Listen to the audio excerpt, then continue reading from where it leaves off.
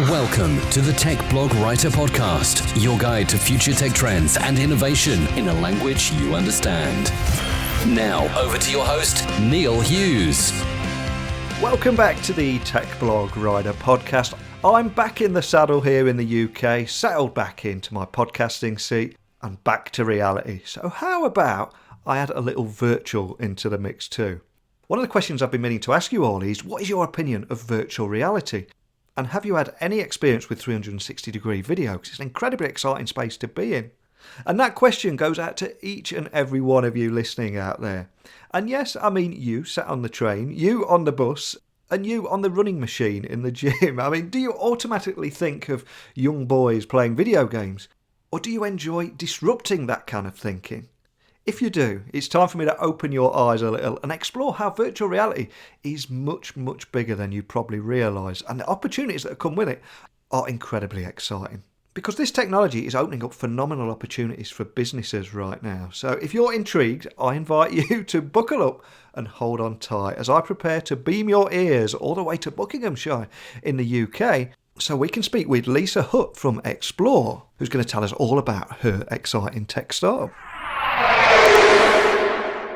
So a massive warm welcome to the show, Lisa. Can you tell the listeners a little about who you are and what you do? Yeah, sure. So Lisa Hutt, I've been working in the tech sector for more years than I'd care to remember, and I'm now CEO of Explore.com. Now, Explore.com, from what I've seen, makes searching for property, places and things to do and adventure with 360 tours, video and virtual reality, etc., makes them all come to life. But can you set the scene for anyone listening and help them visualise exactly what makes Explore unique and also how it works and who it's actually for? Yeah, absolutely. So think of times before the internet or before mobile phones. We didn't actually miss those technologies then. We didn't know they existed, and we just carried about how we worked then. And now we look back and think, how could we ever have managed without them? And I really think this is the case for being able to tour in 360 degrees and virtual reality. If you think about maybe a few students that want to get together and rent a house, the logistics of actually getting them all there to go and have a look around together. Or when you go on holiday, at the moment, we're just so reliant on anonymous reviews and one-dimensional photos. There's just no context there. If you wanted to, for example, look at wedding venues, trying to get around the country to have a look at these and sort of really take it in takes up quite a lot of time. Or even something as simple as a sports club where it's a bit of a personal choice. You don't know whether you're going to sort of get on there and just sort of soaking up the atmosphere. So what Explore does is enables you to go in, search for a place, whether that's a bar, a restaurant, sports club, hotel, for example, and then either mouse around using your iPad or laptop or even pop on a VR headset and go and visit it in person. And the big difference with all of this is the word atmosphere. So today when you're on your laptop, it's quite one-dimensional, it's quite a chore.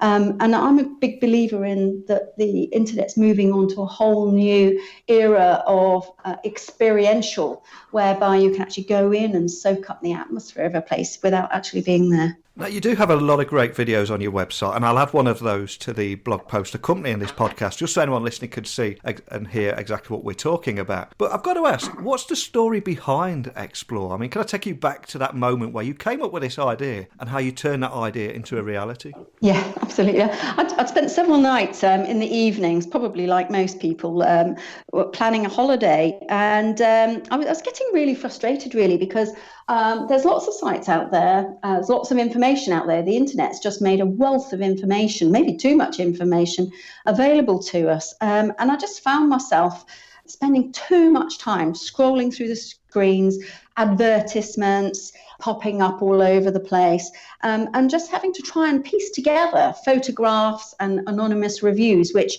you may or may not want to trust, to try and work out whether the £3,000 or whatever I was going to spend on my holiday, which seems a lot to me, was going to be what I really wanted. And I just thought at the time, wouldn't it be great just to go and have a quick look?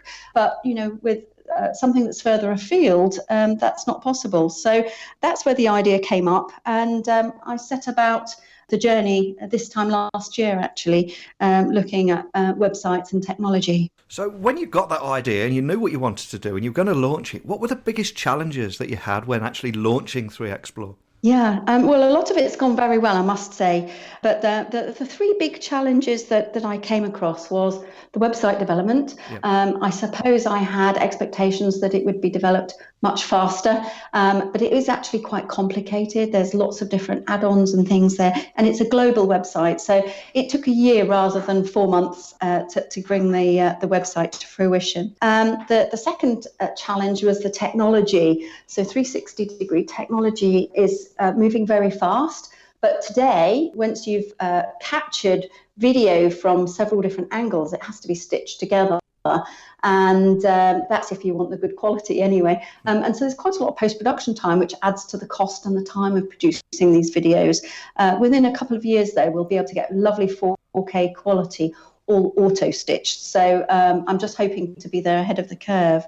And then thirdly, I think the biggest challenge, very similar to my time when I was at Salesforce.com, when you've got an idea about a new way of doing something, or you want to disrupt original thinking, the initial parties that are trying to make that disruption have got to pay quite a high price in terms of money and time in educating their audiences on a new way of doing business before you see the adoption. And so somebody like myself who's out there trying to convince hotels and bars and restaurants that people will want to go and soak up the atmosphere, it's hard for them. And it's really only the forward-thinking businesses that are moving in this direction at the moment. I think there are a few myths surrounding virtual reality at the moment, and many might be fooled into thinking that VR is just about kids and gaming. But the reality is that it's not just Gen Z, but a big slice of the market that is actually in the 34 plus demographic, and they're engaging with VR in more meaningful ways. I mean, is that what you're finding too in your own research? Yes and no. So initially, on the face of it, I'm finding that in my research, a lot of the 360 video and VR is in the gaming sector and aimed at younger audiences. But what I'm finding is it's the older age group that are actually the enablers of the adoption of the technology. And so if you can imagine, if we want somebody to put a bar or a restaurant or a house onto these platforms, we're going to have to engage these audiences in a really meaningful way to get their buy-in so that we actually have the content there to start with. So yes, I think those age groups are joining in, but they're looking for real benefits because they're not the earliest adopters. Now, you are busting quite a few myths with what you're doing here. And another one that I noticed, which I think is fantastic, is about a thriving scene of UK women in the virtual reality scene at the moment. Can you expand on that? Yeah, I didn't come across any women entrepreneurs on my tech trips. Yeah. There are quite a lot of women in the tech industry, but sort of setting up their own businesses or in virtual reality, I sort of didn't bump across that many people. But there is actually a swell of people who are probably a bit more proactive than I have at bringing together a networking group. There's some local groups and there's also some worldwide groups so that I've joined. I'm probably late in joining them, but from what I can see in those groups, it's a great platform for being heard because there's just so many developments in technology in all spaces at the moment. So for a startup like myself, trying to be heard is quite tough. So starting with a small community is a great way of doing that, and particularly if they're interested in the same topics. So I'm really looking forward to engaging with them going forward. So how's Explore been received within the industry that you're working in at the moment? I mean, do you have any success stories that you can share with us today? Yeah, there's a couple of businesses I've been talking to who've been really helpful and upfront in creating these 360 videos. And what I found is there's a bit of a pattern in the companies that are most interested. So if, for example, you've got a showroom that you've invested a lot of money in, you're really keen to start marketing that and getting it out to wider audiences than your normal communities. And so I've been working with Rebellion Brewery in Marlow. They've got a thriving membership, but what they're finding is that with their on-site tour and shop, they're able to hold evening events, and as you walk in, there's an amazing atmosphere. So they were very kind, and and did one of our very early videos where we were able to take in the latest 360 technology and capture their audiences tasting beer and wine and buying crates of beer in the run up to Christmas. Another company that was very, very forward thinking was the Botanist chain of bars.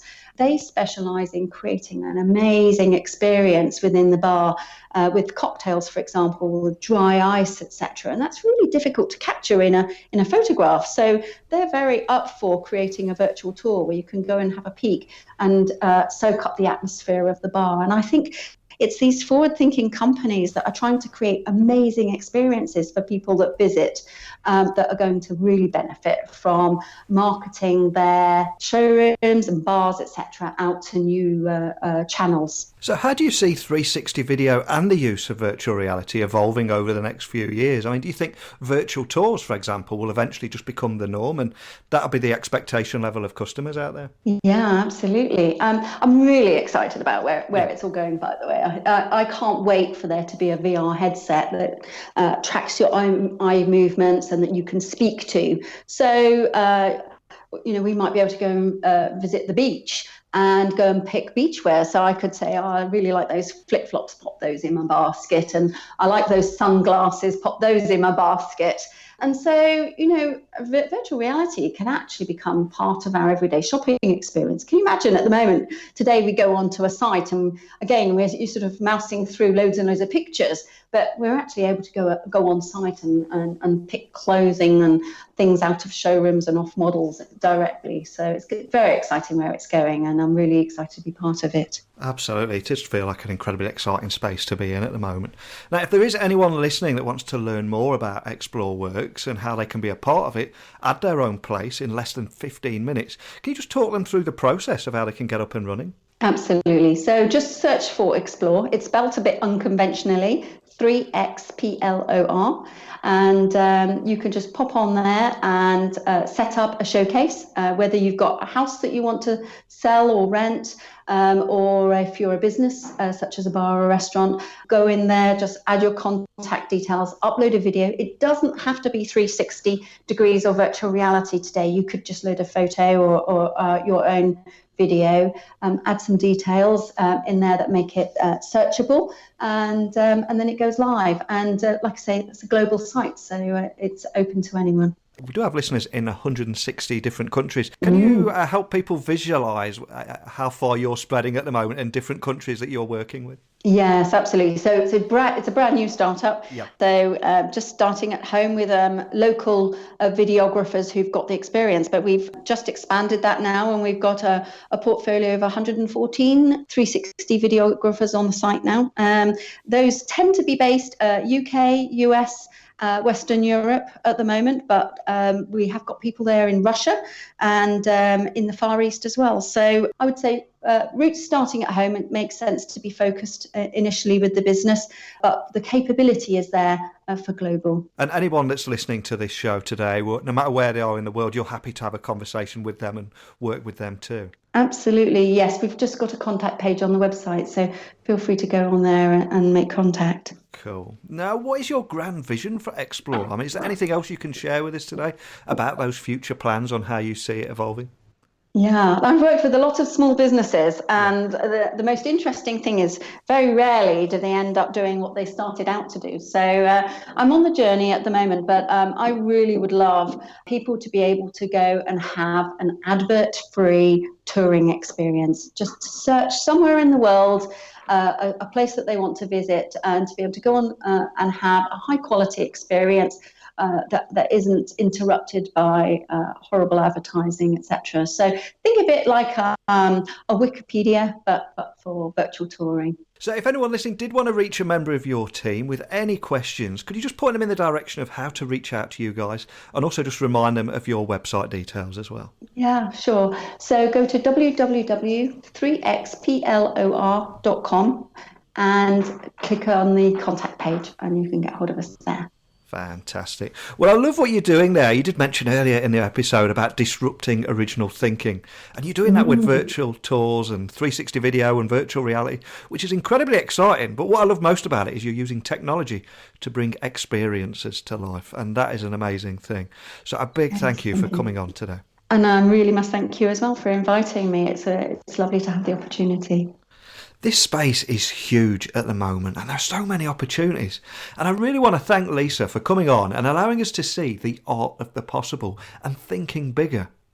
Virtual reality is amazing, and I also think augmented reality is an incredibly bright future too. But we're only at the early stages of this technology right now. But make no mistake, this tech is going to explode.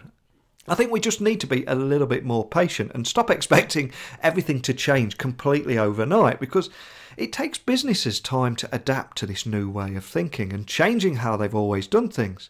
And equally, it takes developers time to understand how they can create value from these new platforms too.